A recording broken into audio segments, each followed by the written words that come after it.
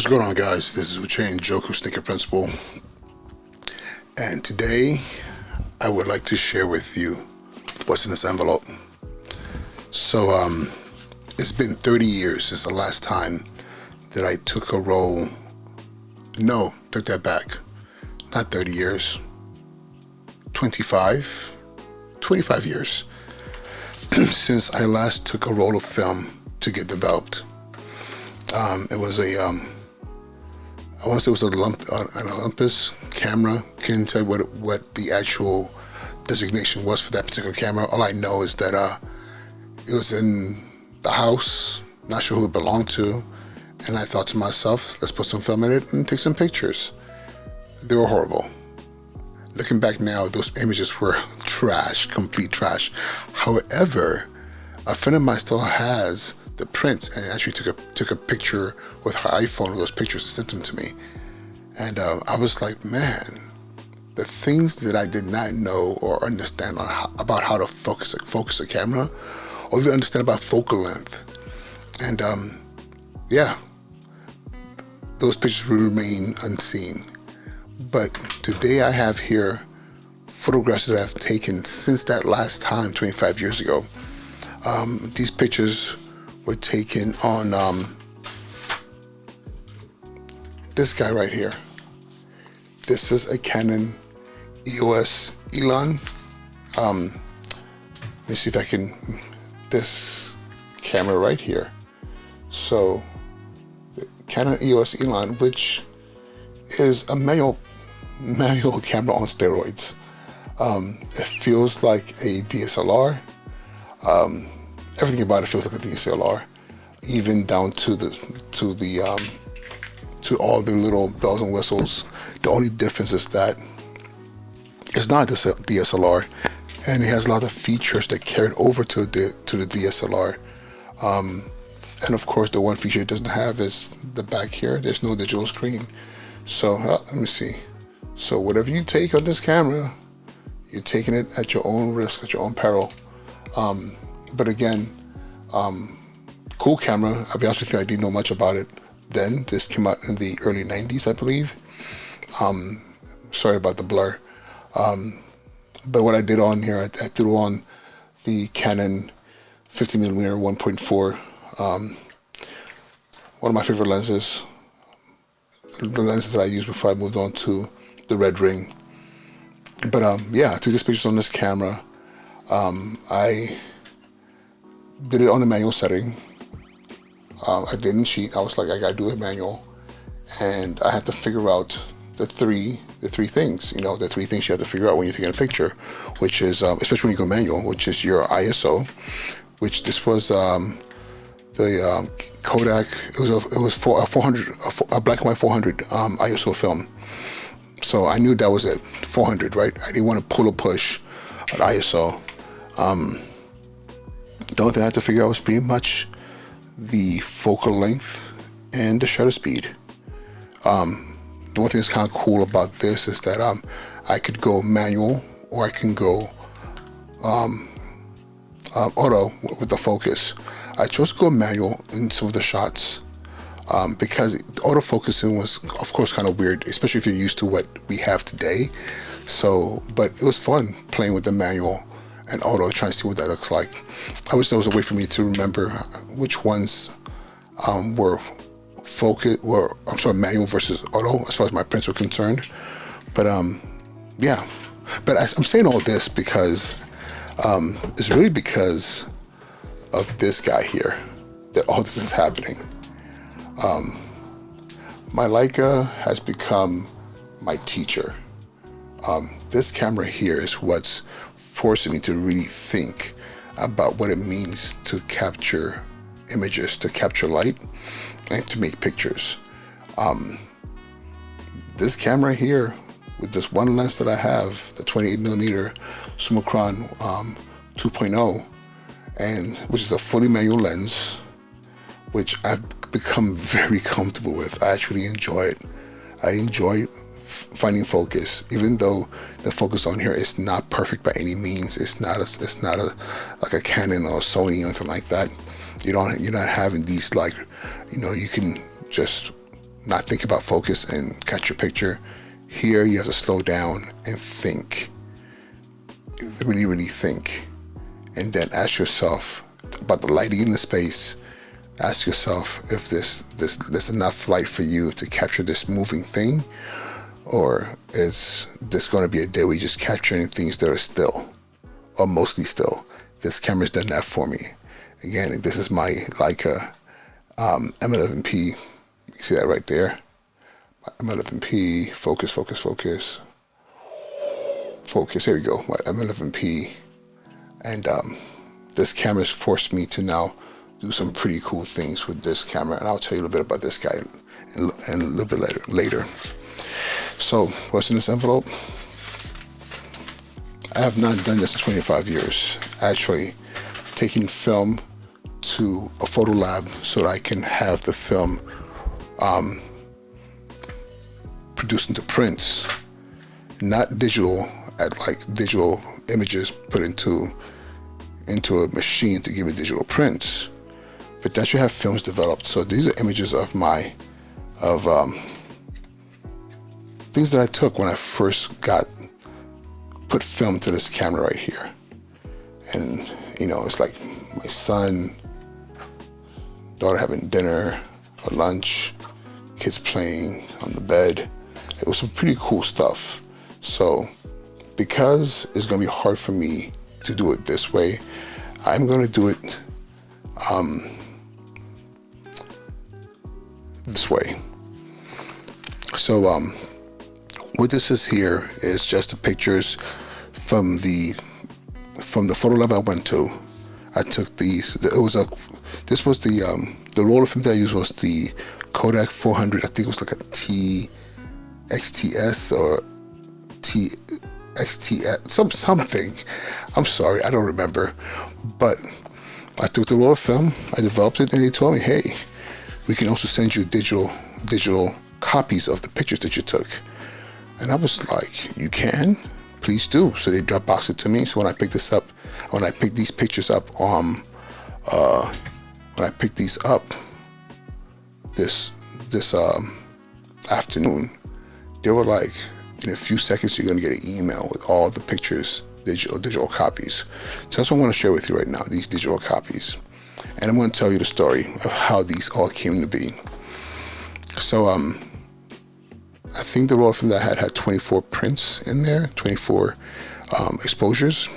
And this is my daughter looking at me saying, like, she's like, this guy keeps on bothering me with this camera. And I said, hey, look at me. She looked at me with that scowl that she gets from my father. And I took this picture.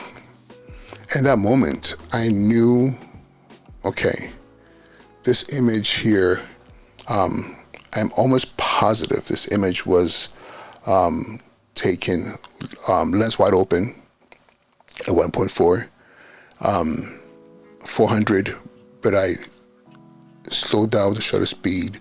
I guess I sped it up a little bit. I think like 125 and 125th of a second, and this is what it produced here. I just kept on playing with it,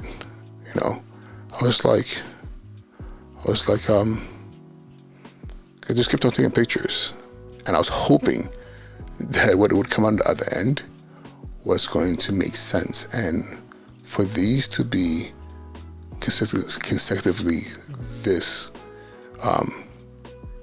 sharp is amazing.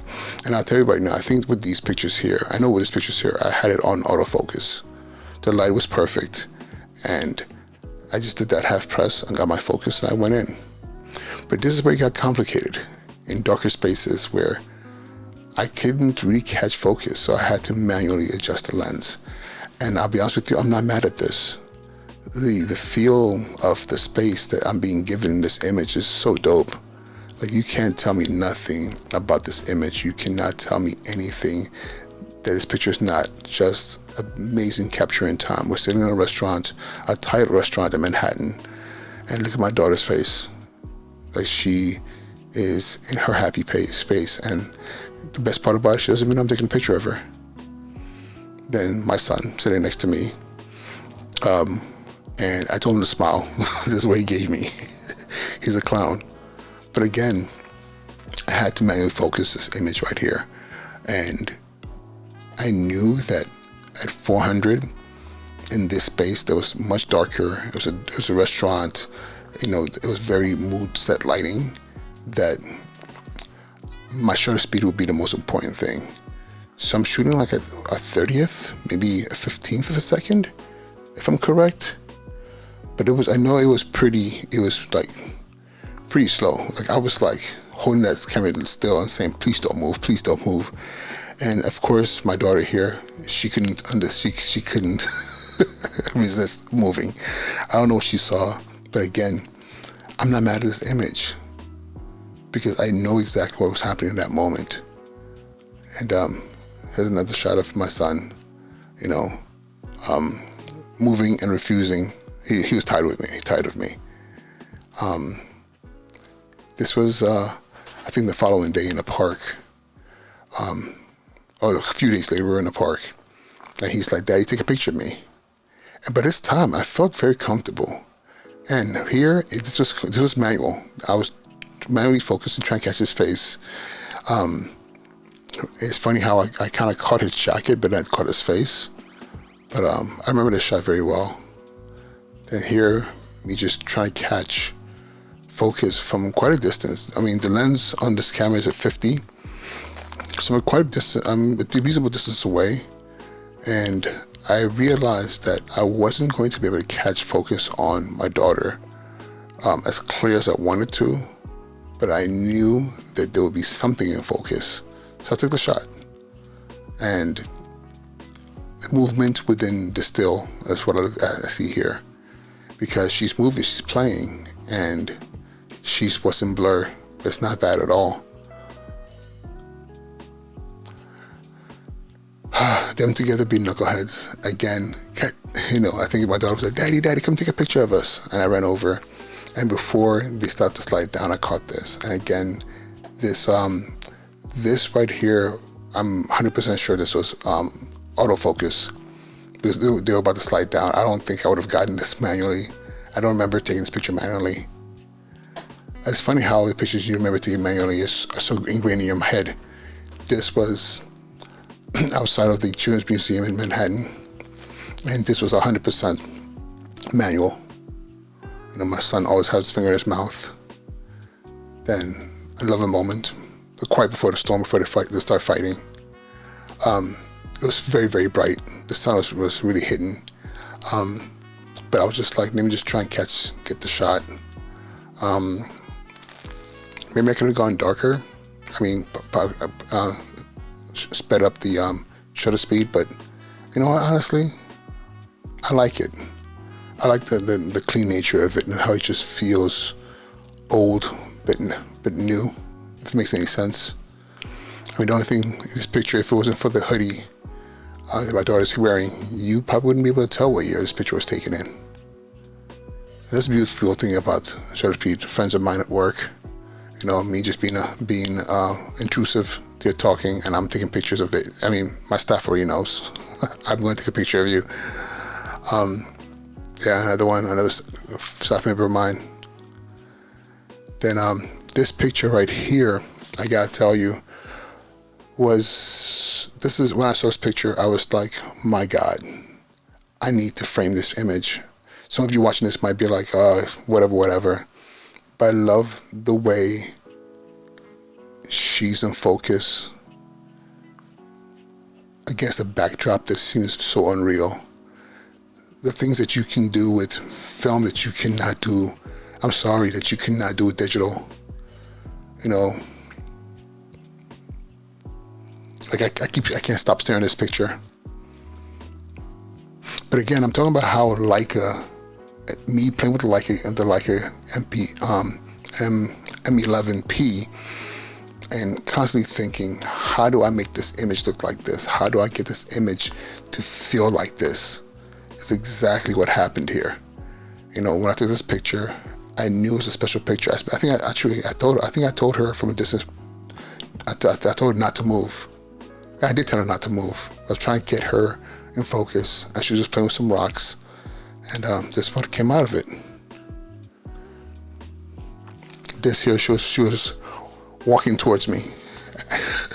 I told her to stop. She just kept on walking, and I was like, "You see those eyes? This is her. That's her disobedient face. Like, nah, daddy, I'm gonna do what I'm gonna do." And came out beautiful. I love this. I love this picture. Again, another picture that looks like it could have been, you know, from 60 years ago. And her climbing. I was just waiting for me to rotate this picture, but it's okay. Her climbing, she's climbing a rope wall, same day. And this is my other figure picture. That background, that far background, the trees in the back, that just seems like they're not quite real. It's not like bokeh blurred out where it's like just buttery gooey that you can't tell what it is. Like, you know where he's at. He's in the park. There are things around him.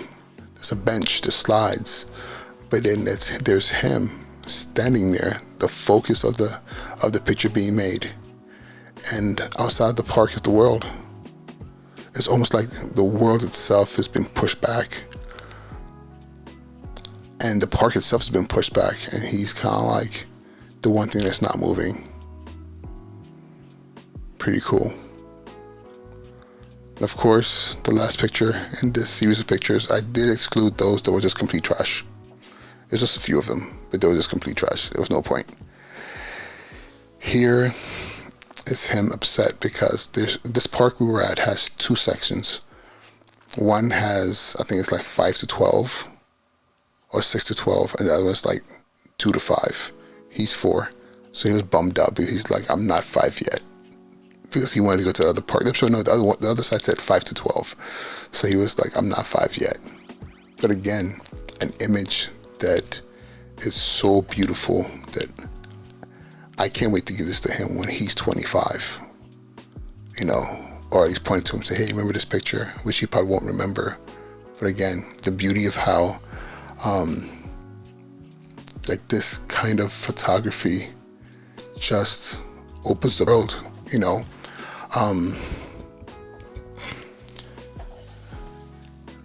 I'm so grateful to be able to engage in this hobby. Like, I don't call myself a amateur photographer. I'm just a photographer. I like capturing things. I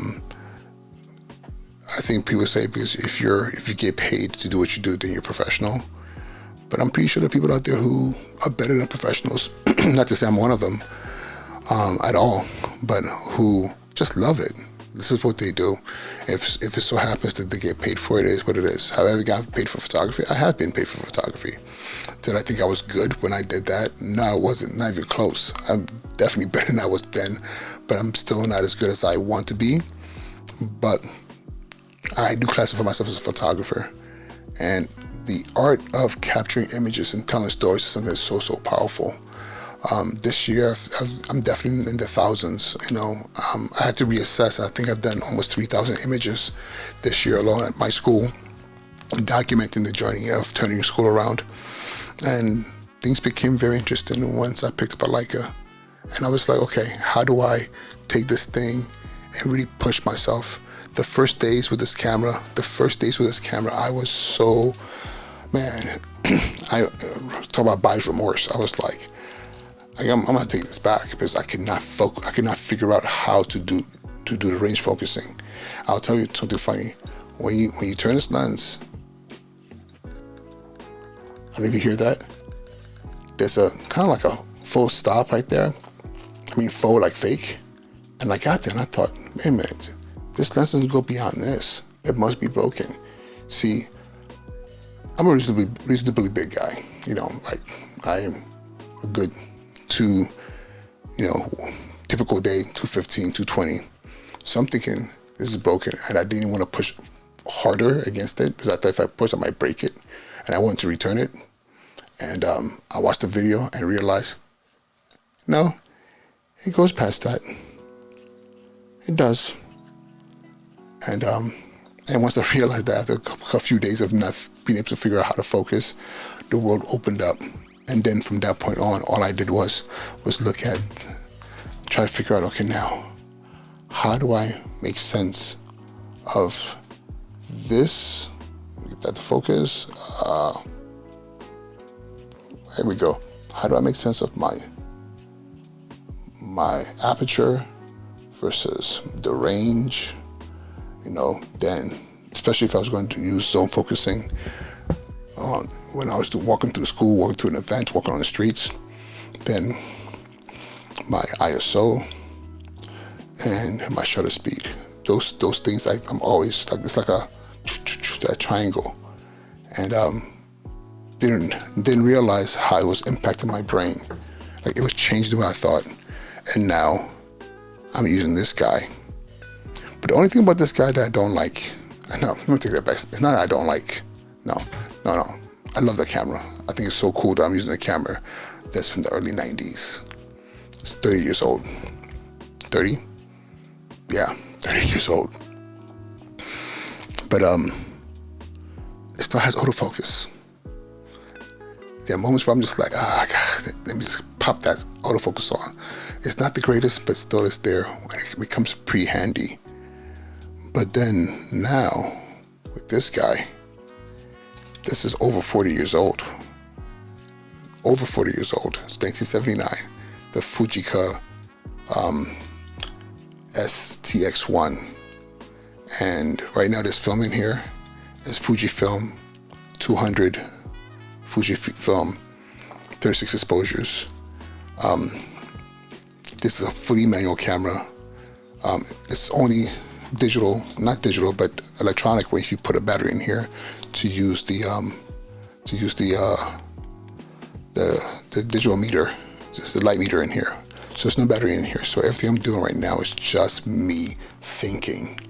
I think I know what this is gonna look like, because I think that's a true test. So right now I have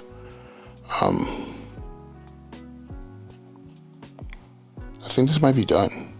I don't know.